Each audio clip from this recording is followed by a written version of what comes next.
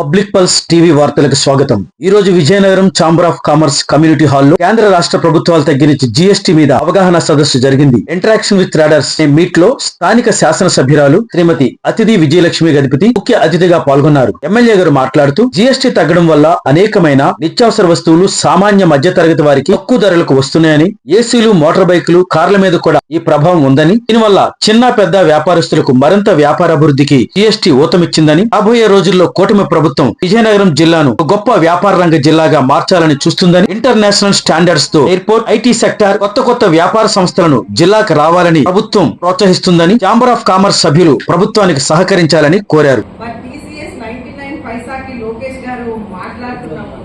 ఆ టైంలో చాలా క్రిటిసిజం అనేది వచ్చింది. 99 పైసా ఏంటి అని. ఇది అన్నిటికీ మనం ఫైనాన్షియల్ లింక్ అనేది మనం పెట్టలేము. ఎందుకంటే ఫైనాన్షియల్ లింక్ పెడితే మనకు ఒక బెనిఫిట్ అనేది ఓవరాల్ కమ్యూనిటీకి రాదు. అయితే టీసీఎస్ రావడం వలన ఒక ఎంటర్ప్రీనియర్షిప్ అనేది వచ్చింది. అదేవిధంగా ఎంప్లాయ్మెంట్ జనరేషన్ వచ్చింది. ఈ రెండు వస్తే ఒక ఎకనామిక్ బెనిఫిట్ అనేది వస్తుంది. అది ఒక్కటే కాదు, టీసీఎస్ ని చూసి దాని తర్వాత ఆ పాలసీలో వెళ్లే విధానం చూసి, అంటే ఇది మెయిన్లీ లోకేష్ గారి brain child policy and Chandrababu Naidu గారి మీద ఉన్నటువంటి నమ్మకం అన్నమాట. వేరే నాట్ జస్ట్ వేరే స్టేట్స్, వరల్డ్ వైడ్ లో ఉన్నటువంటి నమ్మకం. Again we can give benefits to the public. Road రూపంలో కానివ్వండి, రివర్ లింకింగ్ రూపంలో కానివ్వండి, in different other ways. So this is the main beneficiary thing. So ఇప్పుడు మనం జిఎస్టీ తగ్గించడం వలన ఒక 2 స్లాబ్స్ చేసి సింప్లిఫై చేయడం వలన అన్ని తరగతి వాళ్ళకి ఒక బెనిఫిట్స్ అనేది వస్తుంది. Soaps and toothpaste, shampoos, ఇటువంటి సింప్లీ డైలీ యూజ్ కమాడిటీస్ మీద చూస్తుంటే అవన్నీ కూడా ఒక జనరల్ పబ్లిక్ ని కూడా హెల్ప్ చేస్తుంది. అలాగే బిలో పావర్టీ లైన్ ఉన్న వాళ్ళని హెల్ప్ చేస్తుంది. Middle income group, hire income group, 3 income groups కి అదొక benefit. Okay, maybe hire income group కి సోప్ గురించి, షాంపూ గురించి ఎక్కువ ఆలోచించక్కర్లేదు. కానీ మిడిల్ ఇన్కమ్ గ్రూప్ అయితే విపరీతంగా సఫర్ అవుతున్నారు. ఎందుకంటే వాళ్ళు ఒక పక్కన మన లోవర్ ఇన్కమ్ గ్రూప్ కి గవర్నమెంట్ హాస్పిటల్స్ ఉన్నాయి, పెన్షన్ రూపం విధానంగా వాళ్ళకి వస్తుంది.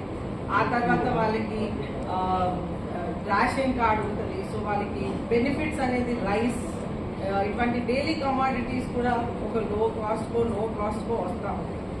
అలాగే ఒక సిగరెట్ ప్యాకెట్ మీద బొమ్మలు పెట్టడం కానివ్వండి, జిఎస్టీ పెంచడం కానివ్వండి, it is because to demotivate people from using.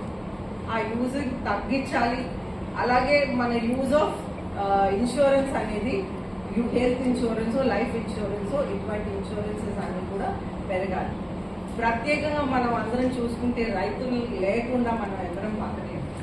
So రైతులకి ప్రత్యేకంగా ఒక ముఖ్యమైన విధానంగా ఆల్మోస్ట్ అన్నిటి మీద 0 అనేది పెట్టారు. ట్రాక్టర్ మీద ఒక 5%. సో రైతుకి ప్రత్యేకంగా బెనిఫిట్ వస్తే మనకి ఫుడ్ అనేది పెరుగుతుంది.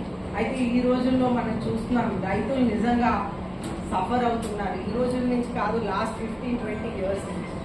ఒక పక్క వాటర్ ఇష్యూస్, ఇంకొక పక్క వాళ్ళ క్రాప్ని మిడిల్ మెన్ తీసుకోవటం, వాళ్ళకు ఒక ప్రాఫిట్ అనేది రాకపోవటం, ఈ విధంగా వెళ్ళిపోతుంది అన్నమాట. సో రైతులకు అనేది బెనిఫిట్ ఇవ్వటం చాలా అద్భుతమైన బెనిఫిట్.